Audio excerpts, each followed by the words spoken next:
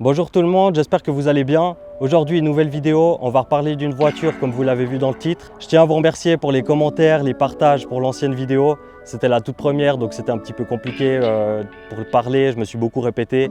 Mais cette fois, on va essayer de faire mieux. Du coup, c'est parti.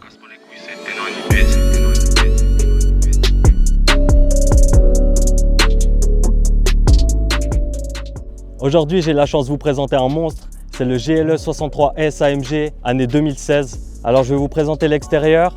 Pour les jantes, on est sur du 22 pouces. Les rétroviseurs, on a des caméras dessous, comme sur l'avant de la voiture et comme à l'arrière pour des caméras 360 degrés. Pour l'arrière, on a le diffuseur noir avec les 4 sorties d'échappement aussi peints en noir.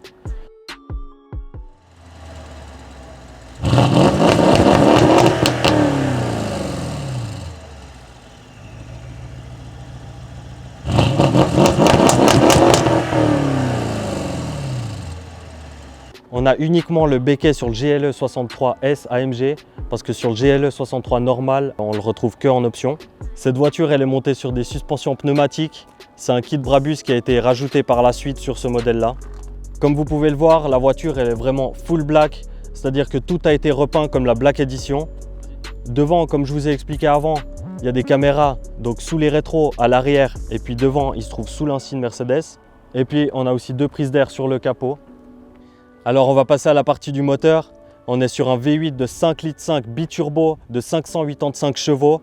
La particularité de ce moteur, c'est qu'il a été monté et assemblé par une seule personne et on peut encore voir son nom qui est inscrit sur le cache moteur. En ce qui concerne l'ouverture et la fermeture des portes, c'est la même chose. Tu laisses la clé dans la porte, tu passes la main derrière, il y a des capteurs et elle s'ouvre toute seule. Ensuite, pour refermer, la même chose. On passe le doigt devant la porte et elle se ferme toute seule. Pour maintenant, je vais vous présenter le tableau de bord. Alors, on a les finitions en carbone. Sur tous les cuirs du dessus, on a des surpiqûres grises.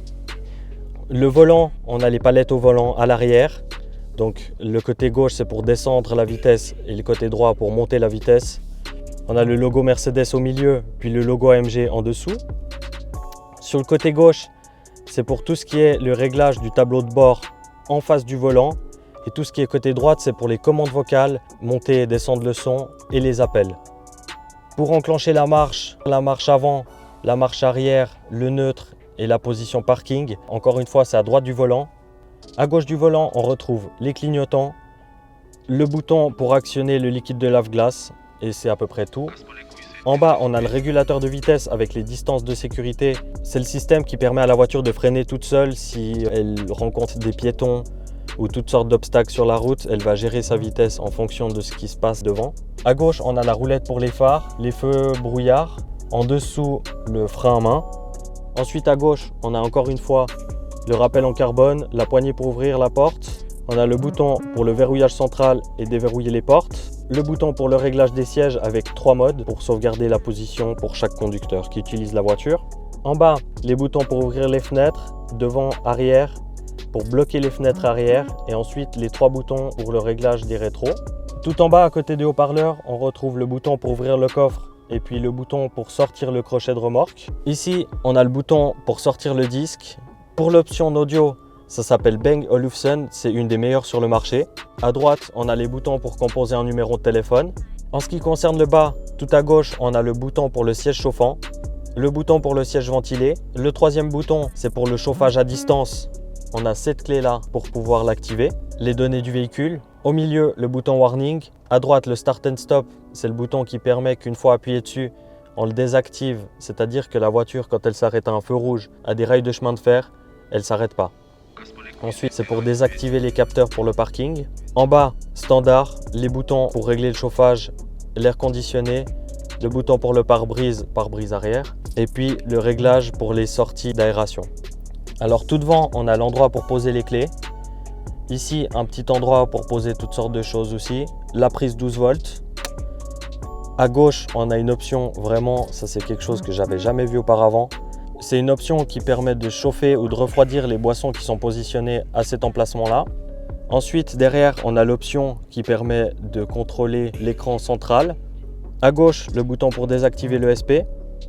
Le bouton de droite, c'est pour mettre en mode manuel, c'est-à-dire qu'une fois le bouton activé, vous ne pourrez changer les vitesses uniquement avec les palettes au volant. Pour le bouton des suspensions, une fois que vous l'activez en sport ou en sport plus, la voiture va devenir beaucoup plus dure. Et puis le bouton tout à droite, c'est pour relever le véhicule. Ici, on a la roulette pour changer de mode, donc le mode individuel tout à gauche, confort, sport, sport plus et le dernier mode qui est uniquement pour l'hiver. Ensuite, la coudoir centrale, on a un bouton pour l'ouvrir. Dedans, il se trouve 2 prises USB et puis le rangement du milieu, la même chose que dans toutes les voitures. En option pour les sièges, mis à part les surpiqûres grises comme sur tout le véhicule, on a l'insigne AMG qui est gravé dans l'appui-tête. Alors ici, on a les boutons pour tous les réglages des lumières sur tout le véhicule. Devant, on a le bouton SOS en cas de problème. Le bouton de gauche, s'il est activé, au cas où on vous vole la voiture ou on vous remorque la voiture sera détectable par satellite. À l'arrière, au centre, on a le système pour tout ce qui est refroidissement et siège chauffant. Au milieu, il y a le lecteur DVD pour mettre des films sur les écrans derrière les appuis-têtes. Et en option, on a aussi les écouteurs Mercedes qui sont reliés directement aux écrans. Merci à tout le monde d'avoir regardé la vidéo, j'espère qu'elle vous a plu. N'hésitez pas à lâcher un like, à partager la vidéo sur vos réseaux sociaux. Merci à Valton derrière la caméra qui m'a aidé à faire ce tournage aujourd'hui. Merci à Farouk qui nous a laissé la voiture pour faire ce tournage aussi. J'espère qu'elle sera mieux que la dernière fois. Et puis si ce n'est pas le cas, n'hésitez pas à commenter, à me dire ce qui ne va pas. Et puis on se retrouve à la prochaine. Allez, ciao ciao!